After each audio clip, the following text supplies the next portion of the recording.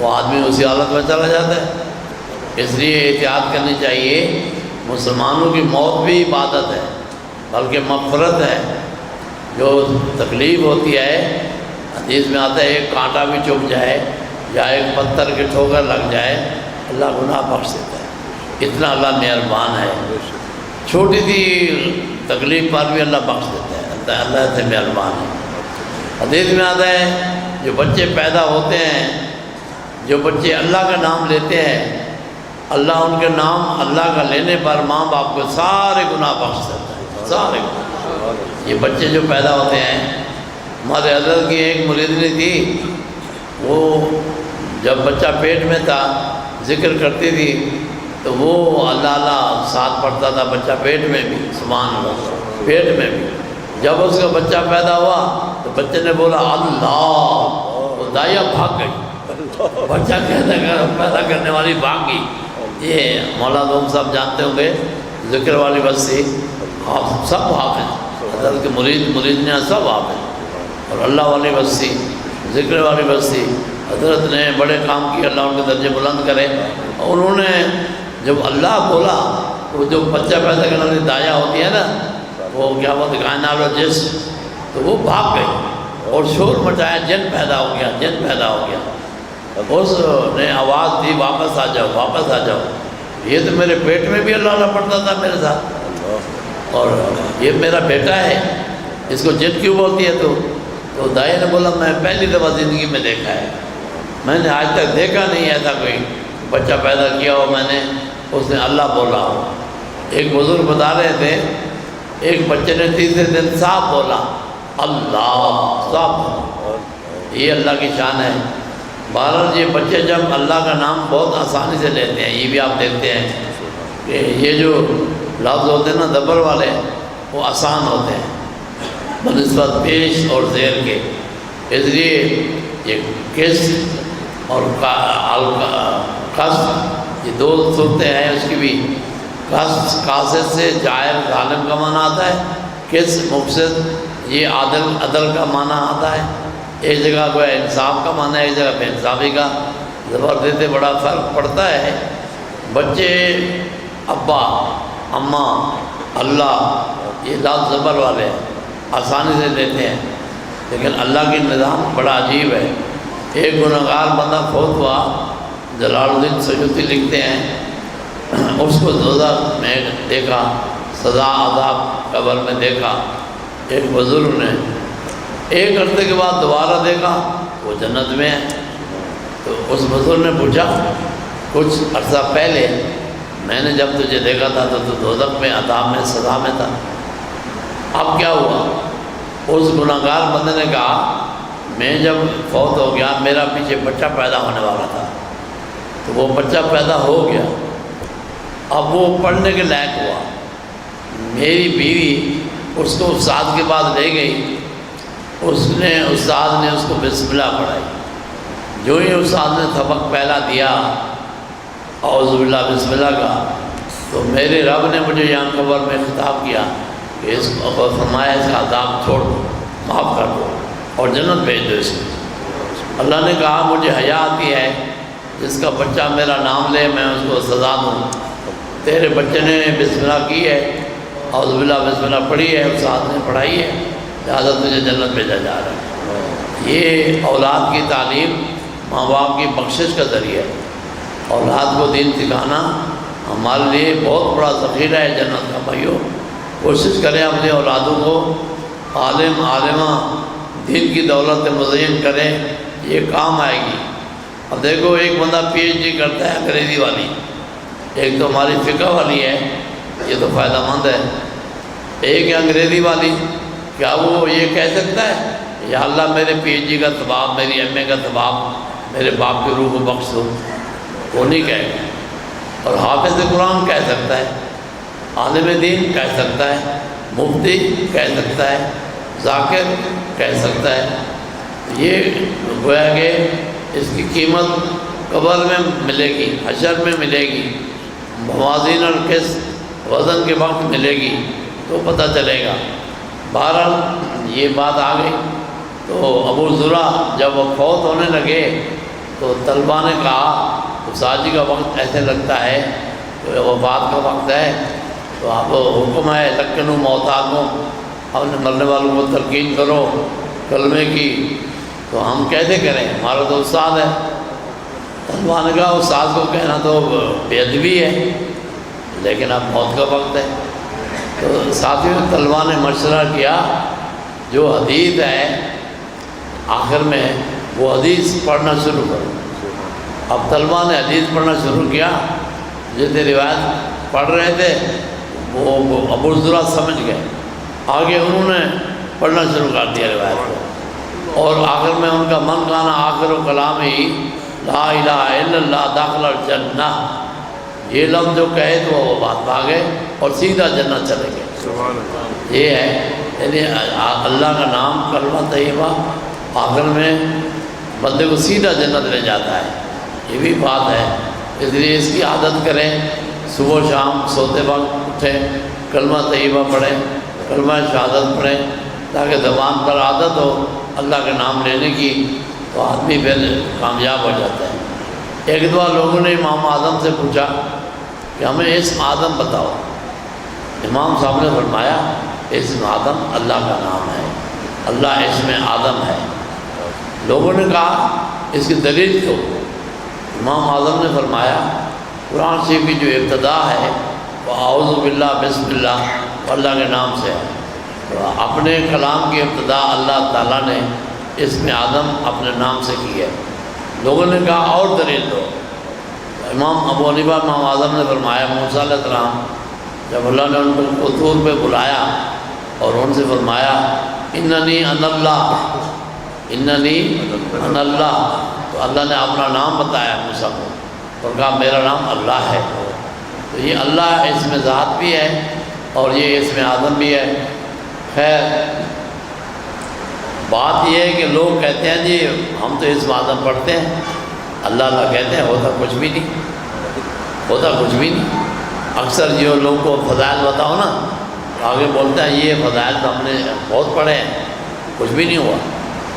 اصل بات عرض کرتا ہوں تھوڑی سی، ایک مثال دے کے، ایک آدمی ہم نکلے باہر روڈ پر، ٹریفک پولیس باتیں کر رہا ہے، چائے پی رہا ہے، وہ ٹریفک کنٹرول نہیں کرتا، عام آدمی اس کو کہتا ہے میں نے آپ کو عہدے سے ہٹا دیا، آپ بتاؤ وہ ٹریفک پولیس والا عہدے سے ہٹ جائے گا یا نہیں ہٹے گا؟ کیا جواب ہے؟ نہیں ہٹے گا۔ اچھا آئی جی پولیس آ گیا، کون آ گیا؟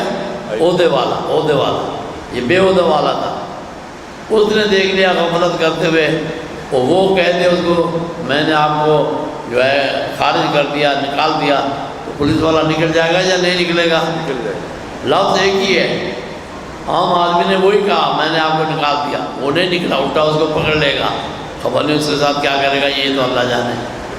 اچھا لیکن وہ آئی جی پولیس نے جب بولا کہ میں نے آپ کو نکال دیا، اور اس کو تو رونے دھونے بارے نیارے کیا کیا ہو جائے گا، وہ تو کہے گا مجھے سفارش کرو، تو مول دفعہ سے سفارش کروائے، یا تو علمان قریشی تھے کہ بھائی نکل رکھوا دو ہم کو۔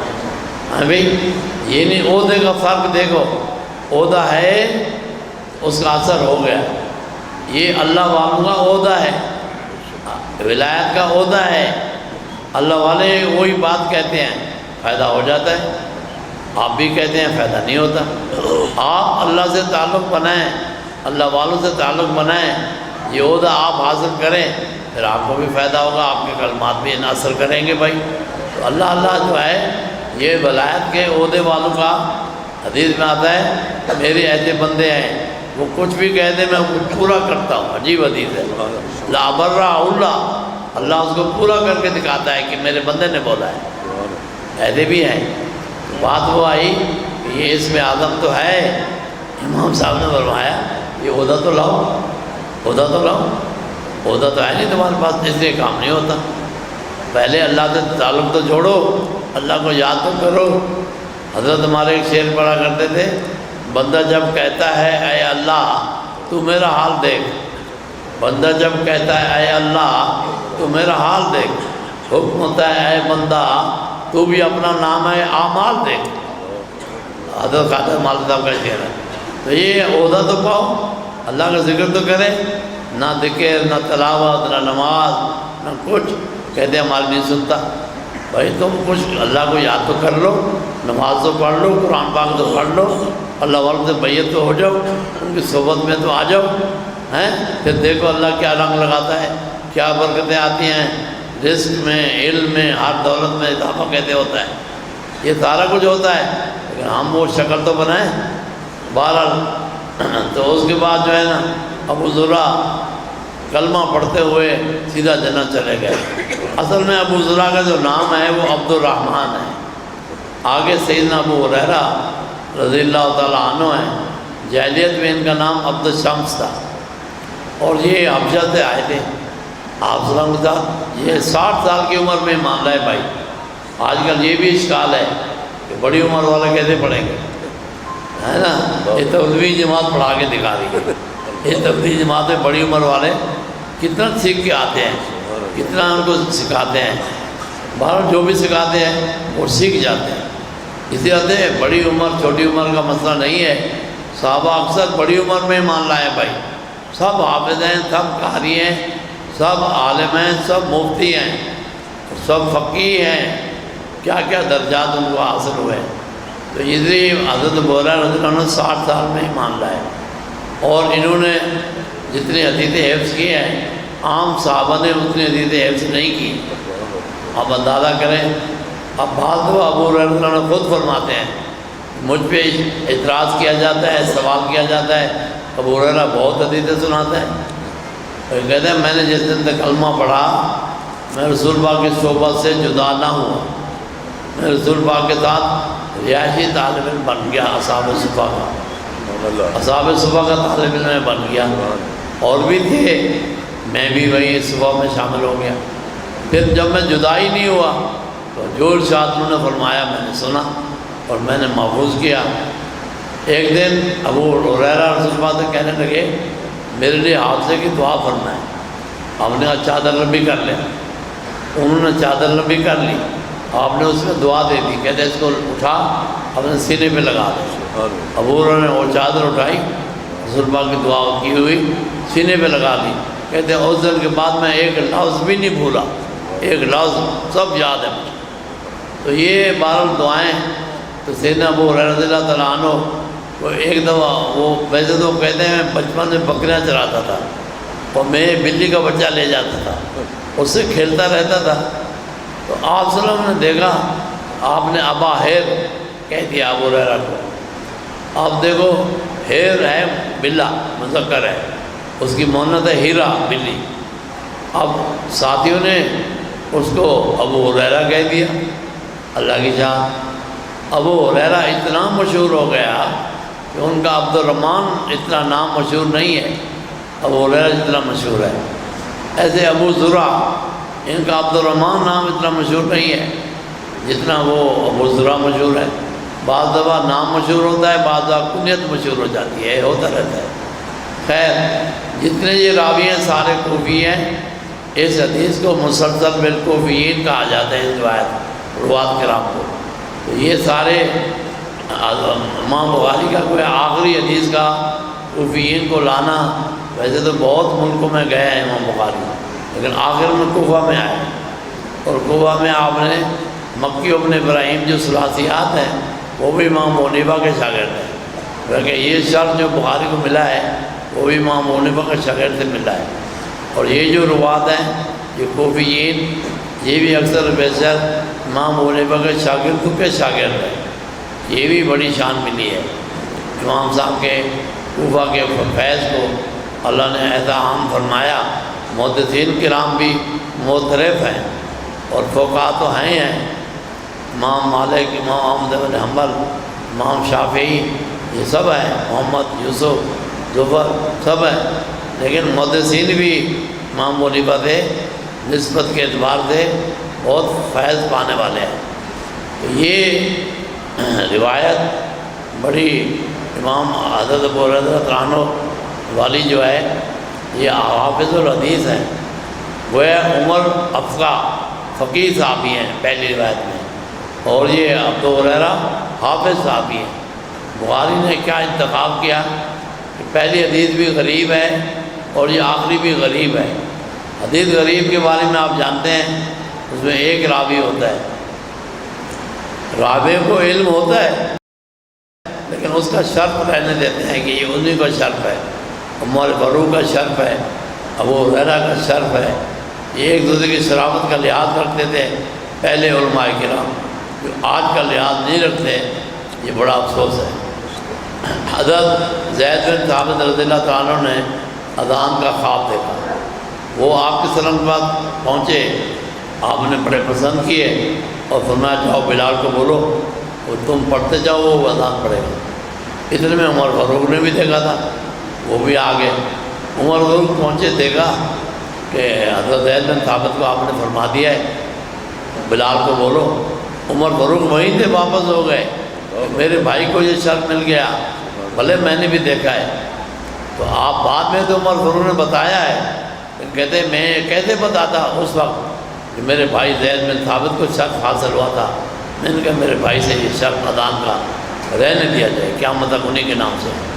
یہ بڑے شان والے لوگ تھے، خیر بڑا مقام دیا تھا ان کو اللہ پاک نے۔ تو یہ حدیث غریب کے معنی کیا ہے؟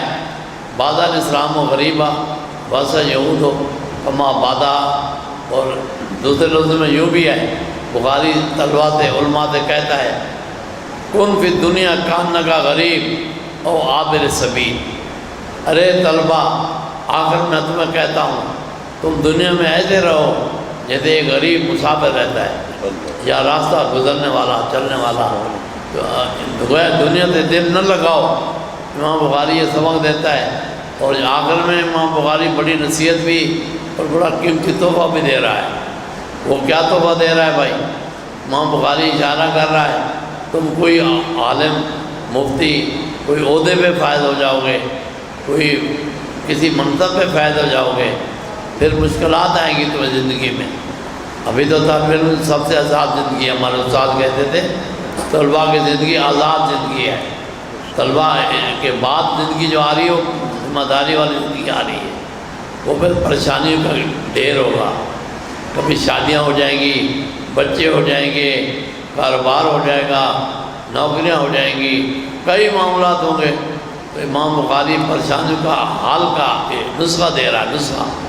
پہلے سبحان اللہ و بحمدہ سبحان اللہ العظیم کا اہتمام کرنا، ساری پریشانیاں حل ہو جائیں گی۔ یہ امام بخاری تحفہ دے رہا ہے، تحفہ، اور اس کو اہتمام کر لو، روزانہ اس کو پڑھ لو، سارے کام آسان ہو جائیں گے، سارے کام۔ اور یہ جو کلمتان حبیبتان الی الرحمن، جی ثقیلتان فی المیزان خفیفتان علی اللسان، سبحان اللہ و بحمدہ سبحان اللہ العظیم، ان کی بڑے نکات ہیں، بڑے نکات ہیں۔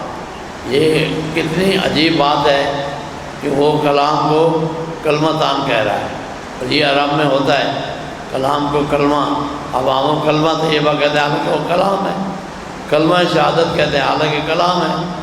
تو یہ ہوتا رہتا ہے کہ اس طرح سے بولا جاتا ہے۔ تو یہاں کلمتان، دو کلمے آئے ہیں، ایسے محبوب ہیں اللہ پاک کے، بڑے محبوب۔ اور رحمان کا لفظ آیا ہے، رحمان کا لفظ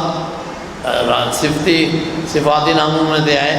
رحمان جو چھوٹے چھوٹے عمل پر بڑا بڑا انعام دے وہ اللہ پاک چھوٹے عمل پر بڑا انعام دیتے ہیں۔ دیکھیے ایک درود ہے، جز اللہ عنا محمدن، پڑھ لو سارے، جز اللہ عنا محمدن ما و آلہ۔ اس کا حدیث باغ میں آتا ہے 1000 دن تک 70 فرشتے، 70,000 فرشتے لکھتے رہتے ہیں اس کا ثواب۔ 70,000 فرشتے 1000 دن تک اس درود شریف کا ثواب لکھتے رہتے ہیں۔ یو کے میں ایک جگہ ٹھہرا ہوا تھا، میرے اوپر کتابیں رکھی تھیں الماری میں کتابیں پڑھنے لگ گیا، اس میں ایک درود شریف آ گیا۔ وہ درود ایک دفعہ اگر ہم پڑھیں 1 کروڑ بنتا ہے۔ کتنا بنتا ہے؟ 1 کروڑ۔ اگر حرم شریف میں پڑھیں تو 100 کروڑ بنتا ہے، اگر مدینہ منورہ میں پڑھیں تو 50 کروڑ بنتا ہے۔ وہ درود یہ ہے، اللہم صلی علی محمد، یوں پڑھ لیجیے، وعلی آل محمد بعدد کل ذرات، ساری کائنات آ گئی، میتا الف مرتين او مبارک وسلم۔ یہ درود جو ہے 1 کروڑ بنتا ہے۔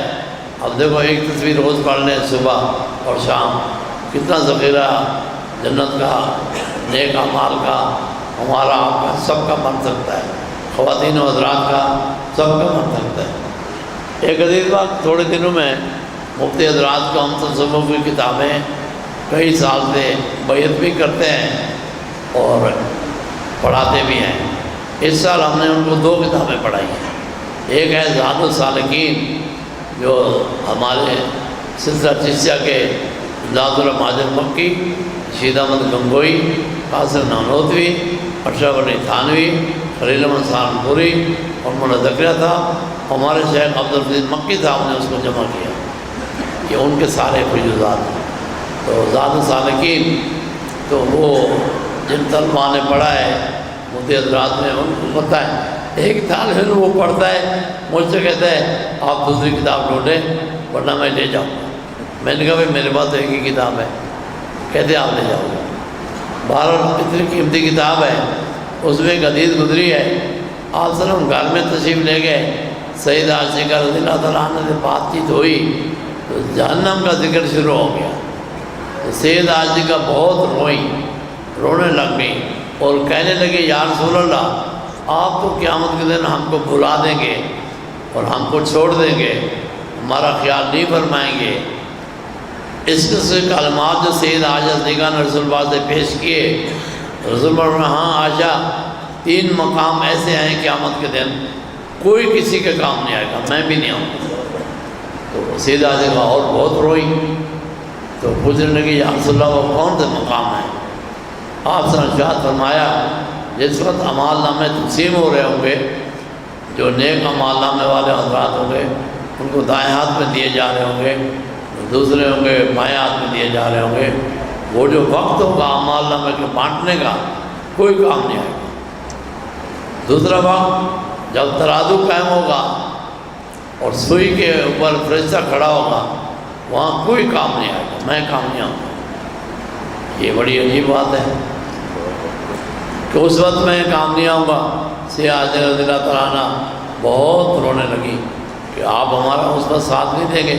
اور تیسرا فرمایا رسول اللہ نے عائشہ صدیقہ کو، پل صراط پر جب پل صراط بچھائی جائے گی، جہنم کے اوپر سے گزرنا پڑے گا، ہر ایک کو وارد ہونا ہے وہاں سے۔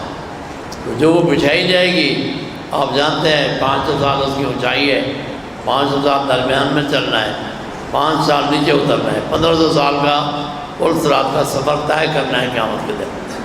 اور میں عائشہ پل صراط کے بعد بھی کوئی کام نہ آئے گا، میں بھی کام نہیں آؤں گا۔ تو 3 جگہ ایسی آئیں گی قیامت کے وقت، پل صراط پہ کوئی کام نہیں دے گا، اور سوئی کے اوپر جب فرشتہ کھڑا کیا جائے گا وزن کرنے کے لیے، کوئی کام نہیں دے گا، اور جب اعمال نامے بانٹے جائیں گے، ہر ایک تھمایا جائے گا، ہر ایک کو اپنا اپنا اعمال نامہ، اس وقت بھی کوئی کام نہ آئے گا، میں بھی کام نہیں آؤں گا۔ سید عائشہ بہت روئی اور کہنے لگی کہ یہ تو بڑا مشکل مقام ہے اور آپ کے ہمارے لیے بھی قابل غور ہے۔ 3 مقام جو رسول اللہ نے فاتح فرمایا ہے سید عائشہ رضی اللہ تعالیٰ عنہ سے، تو یہ کلمتان یہ بہت ہی قیمتی کلمے ہیں۔ ان کے گرامر کے لحاظ سے دیکھو، تجوید کے لحاظ سے دیکھو، لغت کے لحاظ سے دیکھو، ہر طرف سے ان میں بڑی نرم اور بڑے الفاظ ہیں۔ حروف سیدھا نہیں لائے، حروف سیدھا ہے، آپ جانتے ہیں عاجزوں کا کتب تھا، وہ نہیں لائے، اور اس میں حروف قلقلہ ہے، کتب جدن وہ نہیں لائے، 1-2 لفظ لائے، قلقلہ سے تو نہیں لائے، سیدھا میں سے 1-2 لفظ لائے۔ اور حروف اصطلاح ان میں سے خصہ ضابط کس، اس میں زوا آیا، زوا عظیم میں 1-2 لفظ تو آئے ہیں، باقی سارے لفظ وہ ہیں جو لین ہیں، نرم ہیں اور ہلکے ہیں، خفیف ہیں۔ اس لیے فرمایا خفیفتان علی اللسان۔ قاری حضرات سمجھتے ہیں، میں نے تھوڑا سا اشارہ دیا ہے، تو یہ خفیفتان علی اللسان زبان پر بڑے ہلکے ہیں، سبحان اللہ و بحمدہ، اور ثقیلتان فی المیزان، میدان میں بہت بھاری ہے۔ میں نے آپ کو بتایا ہے، ایک اور درود بھی ہے، 20 منٹ پڑھو جمعہ کے دن عصر کے بعد، 80 سال کے گناہ معاف، 80 سال۔ اللہم صلی اللہ محمد النبی الامی وعلی آلہ وسلم تسلیما، یہ ایسا درود ہے اگر آپ اس کو جمعہ کے دن عصر کے بعد پڑھ لیں 80 بار، تو 80 بار پڑھنے میں 20 منٹ لگیں گے اور کیا لگے گا، تو 80 سال کے گناہ معاف ہیں۔